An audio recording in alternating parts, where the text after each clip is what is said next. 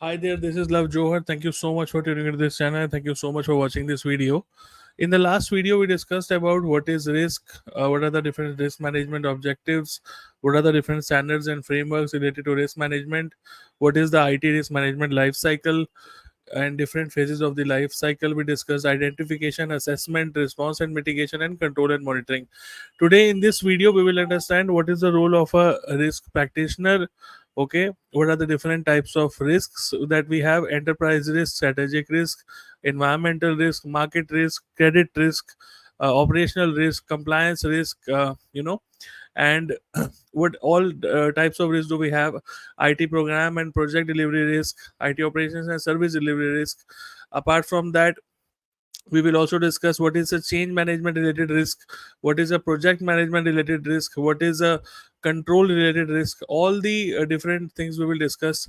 We will also discuss impact of business continuity on risk management, and also, if time permits, we will understand what is the risk identification process and key terms related to the same. So thank you so much for watching, and as always, any questions, please feel free to ask in the comment section. Stay tuned.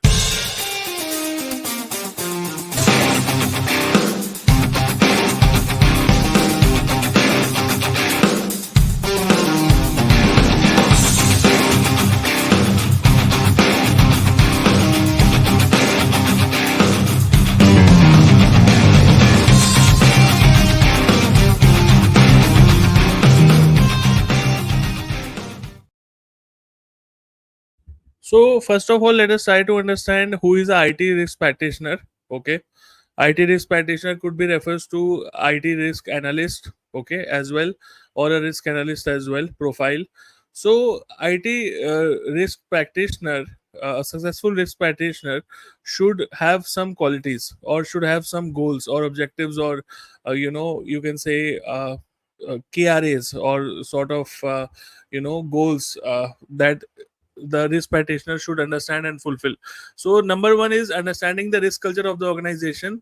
What is the risk appetite of the organization? What is the risk culture? Is the organization able to easily adapt to new risk, like I discussed in the last video, risk related to AI and all, and allows that to drive the IT risk strategy, using that to drive the IT risk strategy. Okay. Second is taking care to not to calculate risk solely from the perspective of the impact on the risk on IT itself. Risk practitioner should be able to understand and analyze impact on the entire business operations, and not on the IT department only, or technology department only. He or she has to make sure that they understand the entire picture from a complete organizational perspective. Third is ensuring that both the technical and non-technical elements of the risk have been considered on an enterprise-wide basis.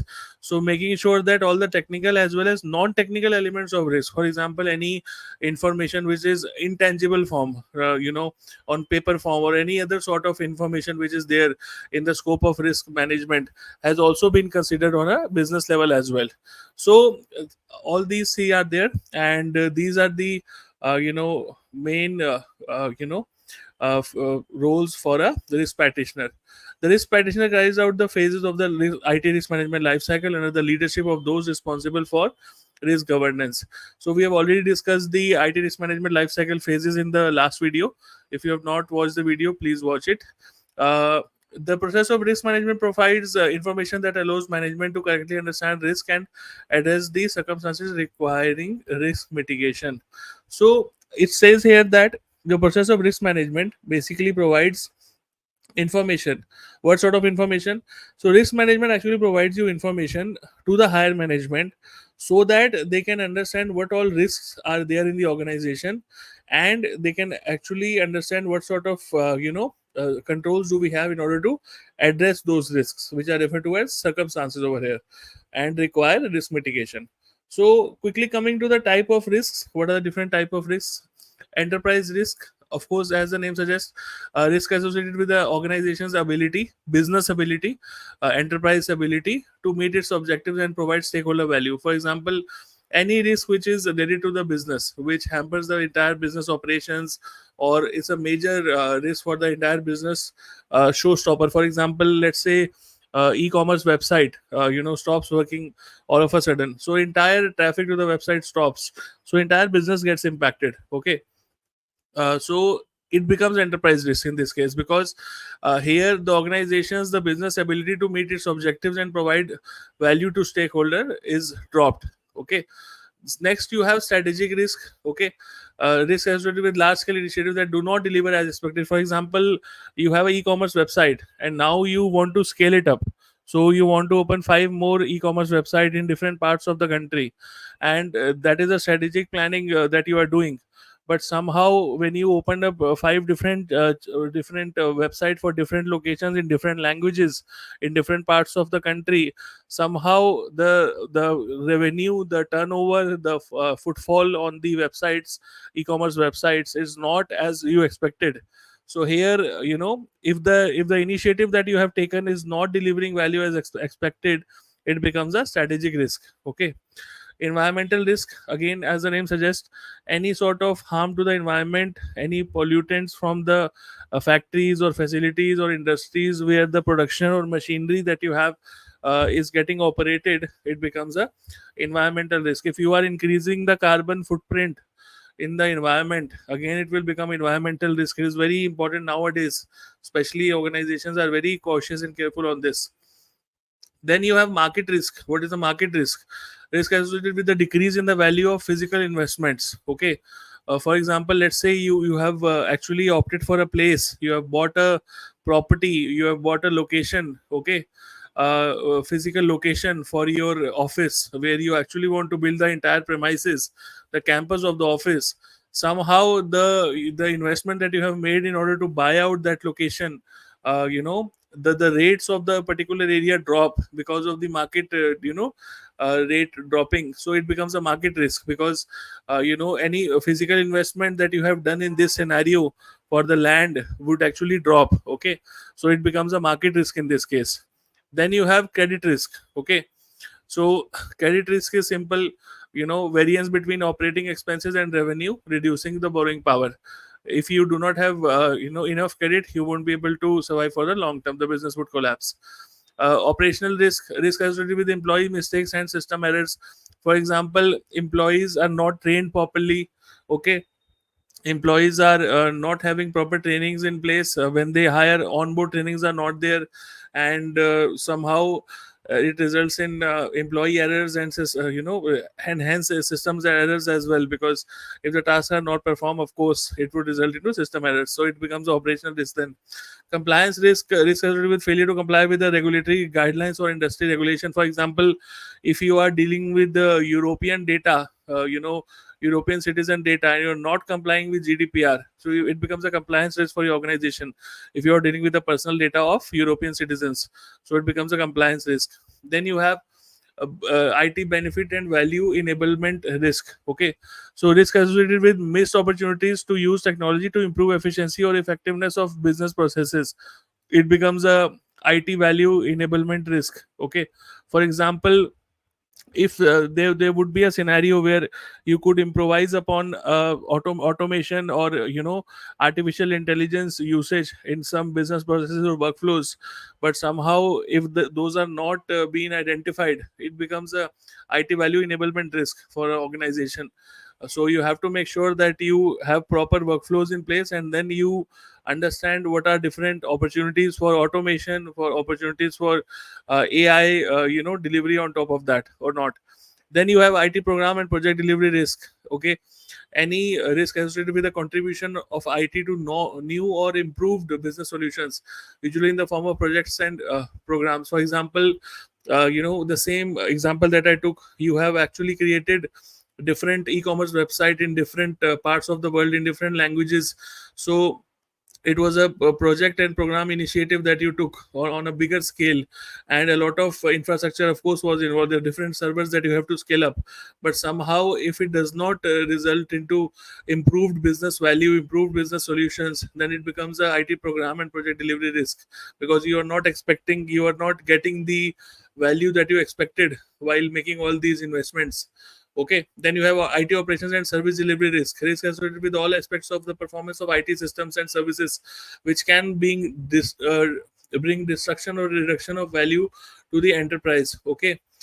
For example, if you have service delivery issues, for example, your help desk teams are not operating properly, you do not have enough staffing for service delivery, and it would directly impact your operations, because your users would not be able to reach the help desk, they would not be able to raise their issues, they would not be able to the tickets would not be able to resolve properly. Okay. And hence it would actually impact all your services which you are delivering to the customer, because when your own employees would not be able to work, how can you deliver value to the customer? Okay. After this, we have change management related risk, very important. And this risk is very important because whenever you have any change, any alteration, any modification in terms of technologies, regulations, business processes in your organization, functionality, architecture, so users have direct impact because of this. Okay.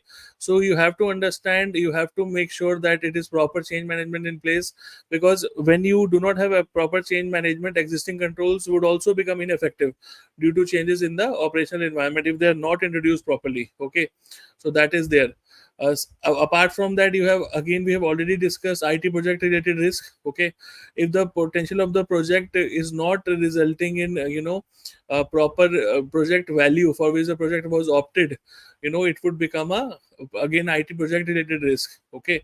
So you have to make sure that the project success should be there and stakeholder satisfaction is there. Then you have control risk. Control is risk is very important, because if the control is not controls are there. For example, let us see what are the different types of controls first. So you have controls in order to manage a risk. Okay. That is called control. Anything that you do in place. For example, you introduce policies in your organizations, you have standard procedures, set of procedures for working, you have guidelines, you have practices, you have organizational structures, everything is there to make sure that we have proper controls in place. Okay. So a control risk is created when these controls which you have chosen, for example, you have decided to create a policy for password reset, so all users should have password reset within 30 days, and let's say somehow this policy is not being followed by properly. You have implemented acceptable use policy where you users are not allowed to visit certain websites, but again, when you see that these policies are not followed properly, okay, your controls are not working properly. So it says here, but it does not operate correctly in preventing a failure or compromise, then it becomes a control risk for the organization. Business continuity is very important, because business continuity actually prevents, mitigates, and recovers from disruptions to any business operation that you have in the organization. So business continuity planning is integral to make sure that your critical business functions are working as you expect. Your organizational environment should be there in case of any natural disasters, and you are always able to meet your organizational values, missions, and goals. So IT risk practitioner job is actually to work closely with the incident management team and business continuity team to address the possible adverse events, negative events that could happen in a proactive manner, and try to understand them, putting into place all the plans and protections in place to ensure that immediate proactive detection, containment, and recovery can take place under that scenario. So I think this video has become pretty long. So in the next video, we will discuss about risk identification process, key terms related to asset valuation, threat, and vulnerability. So this is Love Johar. Thank you so much for watching. Any questions, please feel free to ask in the comment section. Keep liking these videos, and if you want to see more of this content, please add in the comment section. I'll keep on producing these videos. Thank you so much for watching. Take care. Bye bye.